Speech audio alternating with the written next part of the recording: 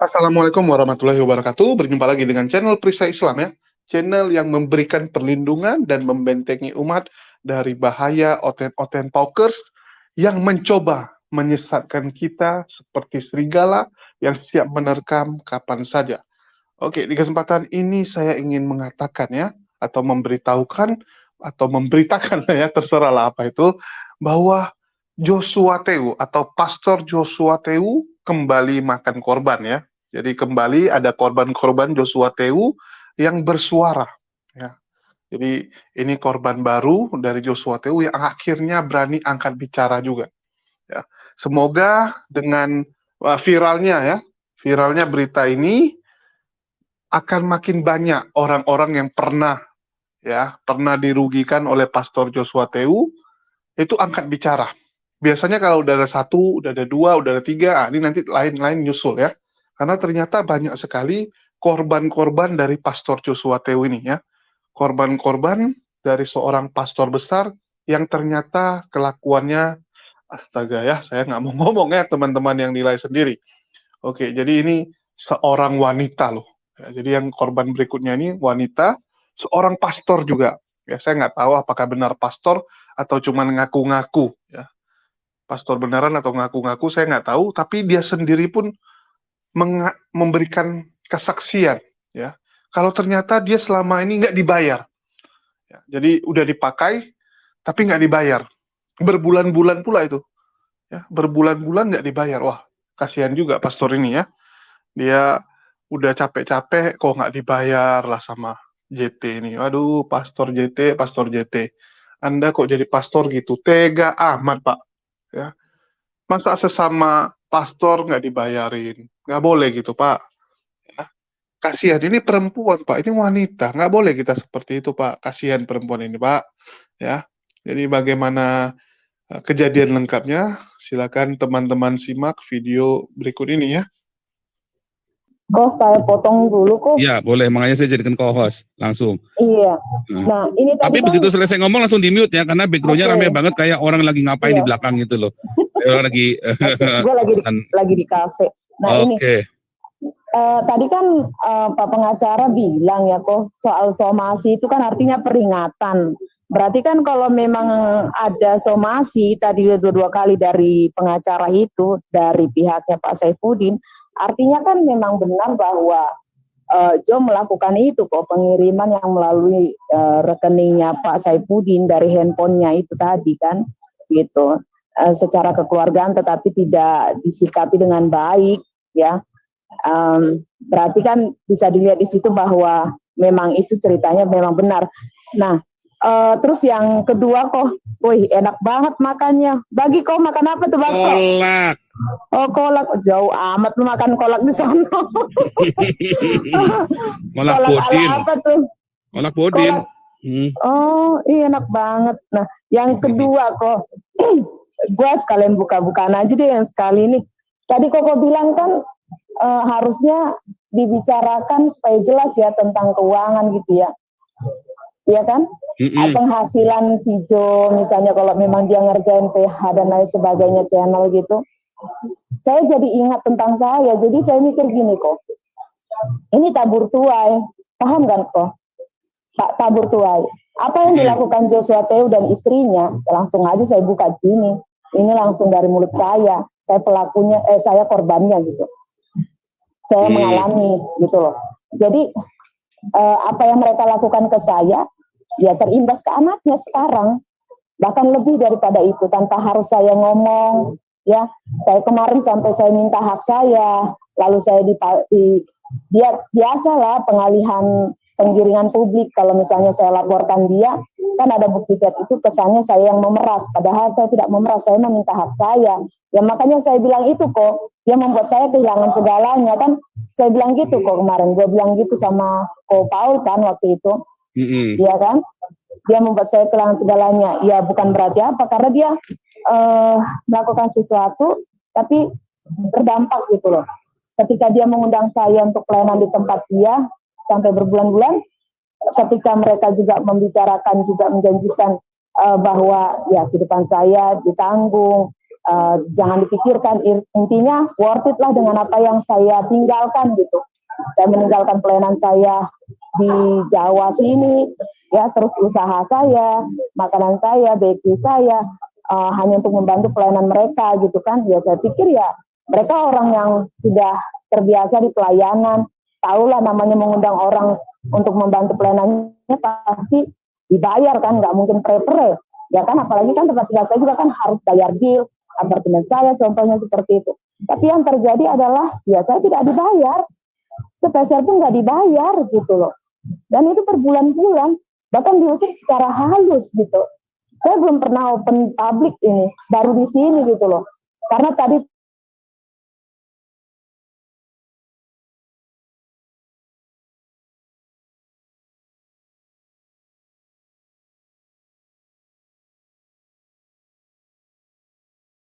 mereka memperlakukan saya seperti itu selama ini, ya itu dialami kan gitu. Bahkan Tuhan membalaskan lebih daripada yang bisa saya balaskan gitu. Ya itu yang maksud saya kok. Akhirnya saya open public gitu loh. Ya. Jadi kalau tapi nasihat buat Sarah ya. Ini loh. Kalau kita sudah melihat melayani, jangan pernah dengarkan janji-janji orang. Kita fokusnya tapi sama kan, Tuhan. Memang iya kok. Iya, dan puji Tuhan saya hidup sampai hari ini, Ya, walaupun usaha jadi saya jangan belum kecewa saya- ketika apa yang dia janjikan nggak sesuai harapan jelas ya. kecewa kok, karena ibaratnya gini, aku tinggalin tempat tinggal aku, ya, apartemenku, gitu kan, dan aku harus bayar tiap bulannya. Listrik air juga aku harus bayar berbulan. Usaha aku tutup, jualan makananku tutup, bakeryku tutup, iya kan? Hanya untuk bantu pelayanan dia. Dan Kenapa karena mau? aku pelayanan di tempat dia, Kenapa mau? karena dia menjanjikan ya pelayanan penginjilan dan ya akan seperti Kenapa itu. kamu mau menginjili? Memang panggilanku kan pelayanan penginjilan kok. Kalau kamu menginjili, kenapa kamu kecewanya sama keluarganya Yosua Tewu? Kan yang bayar seharusnya dia, masa Tuhan sih Bukan, kok. Tuhan yang bayar. Maksudnya gimana? Tuhan yang bayar. Memang Tuhan bayar. Saya sampai dengan hari ini dari tahun 2002 sampai 2008 ya. Saya hidup dengan biaya sendiri. Saya jadi misionari kan. 2008 sampai 2010 saya kembali jadi full time lagi, saya dibayar oleh gereja. 2010 saya mengundurkan diri dari gereja itu ya, karena kesombongan saya sendiri, kesalahan saya sendiri kalau itu. 2015 saya kembali melayani Tuhan, saya dengan biaya sendiri semuanya. Dari sampai dengan hari ini. Kok. Iya, usaha saya pun kan saya untuk mendukung pelayanan penginjilan saya, ya, tidak didukung jadi dari saya nggak. Ya, teman-teman sudah saksikan ya. Kasihan juga saya sama Pastor Sarah ini ya. Udah capek-capek, ya, udah melayani. Wah, pelayanan tuh capek lah, Pak. Melayani itu capek sekali. Berbulan-bulan udah dilayani, ya, tetapi ternyata jong, nggak dibayar. Ya, udah capek-capek merantau dia kan, nggak tinggal di Jawa, keluar pulau, meninggalkan semua yang sudah kenyamanan yang udah ada gitu kan. Meninggalkan zona zaman untuk mengejar sesuatu yang salah sebenarnya ini ya, sesuatu yang ternyata jong ya, seperti teman curhat dia nih, Paul Zong ya, jong, nggak ada apa-apanya nih, kosong. Jadi kasihan buat Pastor Sarah, udah capek-capek melayani ya, udah melayani berbulan-bulan, nggak dibayar sama sekali. Ya, kasihan. Cuman saya mau bilang, ya inilah harus pintar-pintarnya Pastor Sarah gitu. Ada nggak perjanjiannya? Kalau memang ada perjanjian, tuntut. Ya, misalnya ada WA atau ada memang MOU gitu kan, ada penugasan gajinya sekian. Misalnya kamu nanti dibayar setiap bulan sekian gitu kan, tuntut aja, bisa kok dituntut. Ya, karyawan atau apapun itu boleh kok menuntut kalau dia punya gaji nggak dibayar, ya bayarannya nggak dibayar gitu kan, boleh kok. Kecuali memang nggak ada MOU, nggak ada perjanjian, nggak ada bukti ya, nggak ada bukti-bukti yang bisa Anda tampilkan, nah itu susah. Terus yang kedua, kalau memang sistemnya tuh bagi hasil, misalnya oke, kita ke sana ya, kita melayani melayani di sana, tapi nanti kalau sudah berdiri gerejanya, ya sudah dapat persembahan, baru nanti bagi duit gitu. Misalnya kamu nanti jatahnya 50%, saya 50%. Nah, kalau seperti itu ya nggak bisa, karena ada klausal-klausal tambahan, harus berdiri misalnya gereja. Oh, kalau nggak berdiri gerejanya, artinya pelayanannya gagal dong. Kalau pelayanannya gagal, kamu nggak dibayar gitu kan. Ya, kalau seperti itu ya nggak bisa juga kamu tuntut gitu, karena Joshua Teu sudah ngomong di depan. Ya, kecuali memang kamu tuh dikasih gaji, ya, gaji dengan angka sekian gitu, dan nggak dibayar, itu memang kelewatan. Tapi saya dengar tadi ya, kalau teman-teman cermati, memang nggak ada angka yang disebutkan oleh Joshua Teu.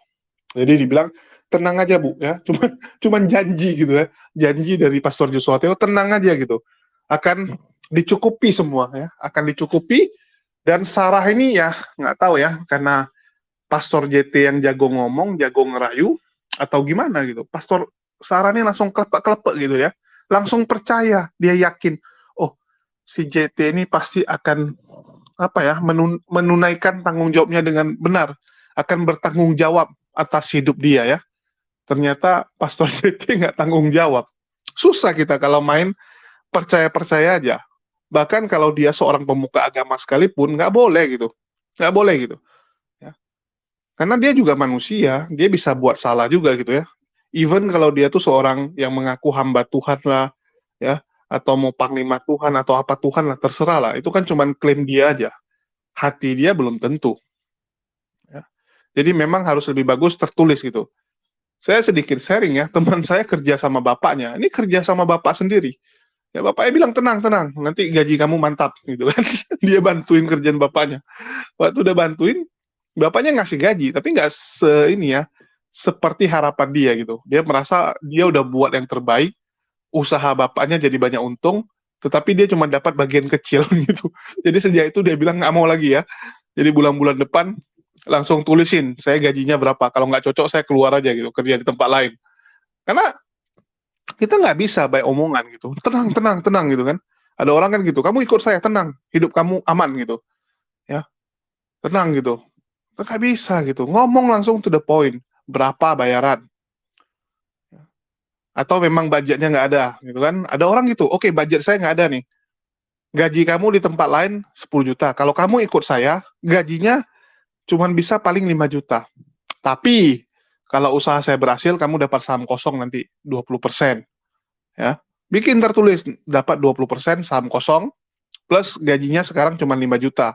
Nggak masalah gitu. Mungkin dia akan berpikir, oh ya udahlah, saya merintis dulu sama si kawan ini ya. Saya sama-sama dia rintis dulu, nggak apa-apa lah, cuma 5 juta gitu kan. Tapi ada harapan nanti dari bagi hasil bisa lumayan gitu kalau sukses. Ya, itu balik ke dia mau apa enggak gitu. Ya, kecuali JT langsung ngomong juga, oh ini kita nggak ada budgetnya, Pastor Sarah, seikhlasnya ini, melayani seikhlasnya. Nanti pun kalau ada saya dapat dari donatur ya, saya dapat dari orang-orang yang nyumbang, nanti saya bagikan berapa persen gitu. Nah, itu mungkin masih oke lah gitu kan, ada keterbukaan seperti itu. Tapi kalau bilang tenang, wah ini macam buaya darat yang menjanjikan janda-janda akan dinikahi gitu ya. Dia janji-janji doang akan dinikahi, tapi nggak dinikah-nikahi. Jadi hati-hati nih buat perempuan-perempuan ya. Kalau ketemu orang-orang seperti Pak JT nih, janji-janji aja. Ya, jadi pelajaran aja lah Bu.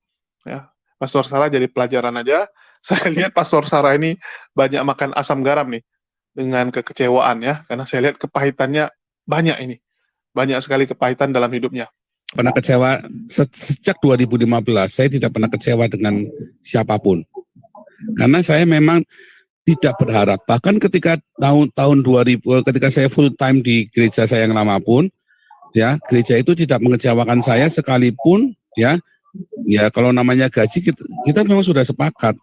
Ya, tetapi begini loh, begini, saya tidak pernah mengharapkan gereja ini membayarin saya. Tapi kebetulan gereja saya tidak mengecewakan saya, kebetulan ya. Tetapi 2015 saya tidak bergantung sama gereja manapun ya, dan saya tidak bisnis apapun. Saya cuman nulis buku, saya cuman penginjilan, hidup saya dengan iman, benar-benar dengan iman. Ya, saya seminar-seminar karena saya tulus, saya nggak pernah kalau pelayanan itu minta uang atau mengharapkan. Saya diundang misalnya nih ke Ambon, saya diundang ke Manado. Saya nggak pernah mengharapkan. Pokoknya saya kerjakan. Saya kerjakan dengan sungguh-sungguh. Saya siapkan dengan sungguh-sungguh. Saya tidak berharap itu di hotel juga. Ya, pokoknya Tuhan sediakan semuanya. Sehingga saya nggak pernah kecewa sama orang. Sebab kalau begitu kamu tadi berharap dengan janjinya Yosua Tewu, maka berkat Tuhan nggak datang sama kamu. Tapi kalau kamu berharap sama Tuhan, sekalipun Yosua Tewu dianggap mengecewakan, oh Tuhan akan berkati dengan cara yang lain. Serius. Dalam hal ini, Tuhan. Saya tetap tidak bisa. Kalau masalah Yosua Tewu suka janji-janji apa segala macam, kadang-kadang salah paham juga bisa ya. Itu bisa salah paham orang ya. Tapi saya kan tahu manajemen GBI seperti apa ruwetnya kan. Dan keterbatasan uang di dalam GBI itu kan. Nah, apakah Yosua Tewu dapat uang dari jemaatnya? Jemaatnya berapa sih? Oh, banyak sih. Nyampe 100. Apa jemaatnya Yosua Tewu nyampe 500? Nggak nyampe 100. Iya, 100-nya nggak nyampe. 100. Iya, kalau satu orang aja per bulannya berapa? Ya kan itu udah kebayang lah, ya kan, seberapa kekuatan mereka. Memang tidak mengharapkan seperti itu, makanya puji Tuhan saya hidup sampai hari ini. Cuman kan gini kok, ketika saya bantu juga pelayanan dia, gereja saya kan tahu, ya kan, saya tadinya kan di GBI. Nah, gereja saya tahu, terus saya dikasih pilihan, padahal sama-sama GBI loh, ya. Saya malah justru dikasih pilihan, kalau memang saya mau pelayanan di tempatnya dia, saya dikeluarkan gitu loh, dari gereja saya. Ya, jadinya saya keluar dari gereja tempat saya, pelayanan saya yang selama ini gitu. Hanya gara-gara dia, sudah saya dikeluarkan dari sana, dari tempat gereja saya, memilih tempat dia gitu kan. Terus habis itu saya tidak dibayar juga, sepeser pun enggak gitu loh kok. Kan itu luar biasa, saya ngurusin juga pelayanan pastoralnya dia, administrasi semuanya dari pagi sampai malam, tengah malam, ya urusan channelnya juga, setiap jalan streaming saya nungguin, bahkan ya saya minta maaf juga untuk teman-teman yang di strike ya, saya juga yang menuliskan nama-nama channel-channel itu dan mencari video-videonya dia, karena memang itu kerjaan saya dari dia gitu loh. Jadi nggak worth it banget dengan apa yang saya tinggalkan, pelayanan saya yang sudah saya bangun dari saya zaman kuliah, ya kan. Terus habis itu ya semuanya lah, dari jenjang-jenjang saya yang harus saya ikutin di pelayanan saya sampai saya bisa pelayanan kemarin itu sampai ya pelayanan semuanya gitu kan.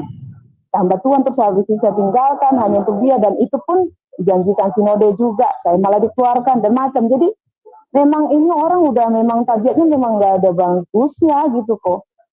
Gitu. Jadi dan tentang masalah keuangan saya nggak yakin kalau dia bisa bertobat dalam hal itu kalau udah bicara soal mamon. Ya karena gaya hidup tadi hedon itu kok. Ya, saya hafal banget lah kok. Gitu loh.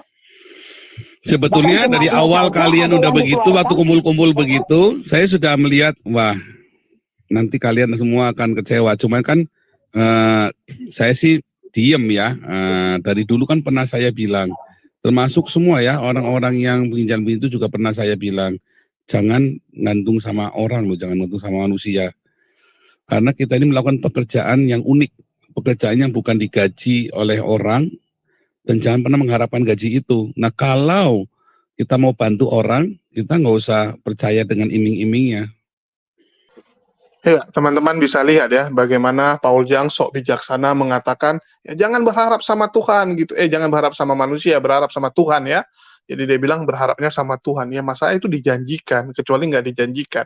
Kasihan juga si Sarah gitu ya. Kasihan juga si Sarahnya. Dan juga di sini saya mau mengatakan inilah Paul Jang ini banyak bacotnya, tapi actionnya nggak ada ya. Padahal dia sendiri galang donasi untuk yayasannya, nanti dari yayasannya itu yang dimakan ya. Ya, dari yayasannya yang dimakan. Terus dia bilang, wah ini nanti pasti dua ini berkonflik gitu ya, dua orang ini pasti berkonflik suatu saat nanti. Bagaimana dengan diri kamu sendiri? Dengan Amin Wijaya yang merupakan perpanjangan tangan kamu untuk membagi nasi bungkus di Indonesia. Ya, jadi kita tahu Amin Wijaya itu salah satu herder kesayangannya si Paul Jang dulu ya. Bahkan waktu dia viral tahun lalu, itu dia sama Amin Wijaya gitu kan, yang viralnya video berdua sama Amin Wijaya. Tapi Amin Wijaya sendiri sekarang, ya sama dia itu benar-benar dendam kesumat. Bencinya minta ampun ya. bagaimana bencinya si Amin Wijaya dengan si Paul Jang ini, karena dibilang Paul Jang ini jago ngomong doang. Ya, cuman gaya-gayanya aja sok suci lah, baik hati. Ya, ternyata dia sendiri itulah biangnya korupsi, dia bilang, rajanya korupsi. Ya, buat yayasan gitu kan supaya kesannya itu profesional. Kalau nama pribadi kan orang agak ragu untuk nyumbang ya. Kalau pribadi kan orang agak takut nyumbang, tapi kalau yayasan orang lebih berani. Tapi yayasan itu, ya itulah yang ditelap sama si Paul Jang. Bukan saya ngomong ya, Amin Wijaya ngomong nih, bukan saya ngomong nih. Ya saya share screen nih buktinya ya.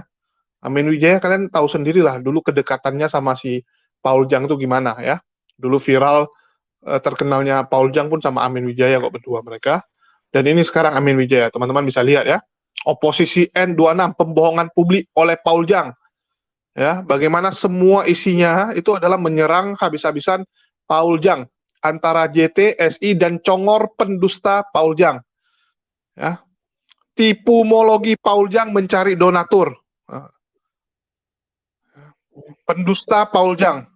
Jadi semua itu, wah, semua isi kontennya si Amin Wijaya itu benar-benar nyerangnya tuh khusus ke Paul Jang. Artinya kepahitan Amin Wijaya ini luar biasa, saya bilang. Luar biasa nih kepahitan dari Amin Wijaya terhadap Paul Jang ini, karena ya itulah orang gitu ya, karena dia percaya dengan si Paul Jang, dia ikut Paul Jang. Begitu dia udah masuk ke dalam baru kelihatan semua bobroknya. Dendam kesumat dia jadinya sekarang sama si Paul Jang ini gitu kan. Ya inilah saya bilang manusia kadang-kadang ya. Jangan nilai itu dari luarnya saja. Jangan terlalu mengagung-agungkan manusia. Jangan terlalu mengagung-agungkan manusia, karena manusia itu pasti bisa membuat orang kecewa. Ya, nggak kecewa sekarang, tapi suatu saat kamu mungkin gitu ya, mungkin juga nggak kecewa. Tapi jangan terlalu mengagungkan manusia, nggak bagus. Nanti dia nggak seperti yang kamu harapkan, kamu kecewa. Kamu merasa, wah dia tuh sangat baik gitu. Begitu misalnya dia buang sampah sembarangan sekali aja, langsung kamu bilang, wah dia jahat rupanya gitu ya. Itulah, jangan pernah mengagungkan manusia, apalagi menuhankan manusia. Itu lebih parah lagi. Ya, mengagungkan manusia saja nggak boleh, apalagi menuhankan manusia. Oke? Mungkin dari saya itu aja. Makasih nih buat teman-teman yang udah nyimak. Jangan lupa kita bacot-bacotan di kolom komentar ya. Silakan berikan opini Anda yang paling luar biasa di kolom komentar. Dan ya, jangan lupa di like dan subscribe juga ya. Serta di-share ke teman-teman lainnya agar semua teman-teman lainnya juga terhibur dan mengetahui perkembangan terbaru seputar dunia debat lintas agama. Makasih buat teman-teman yang udah nyimak. Ya, di akhir kata saya ucapkan wassalamualaikum warahmatullahi wabarakatuh. Sampai jumpa di lain kesempatan.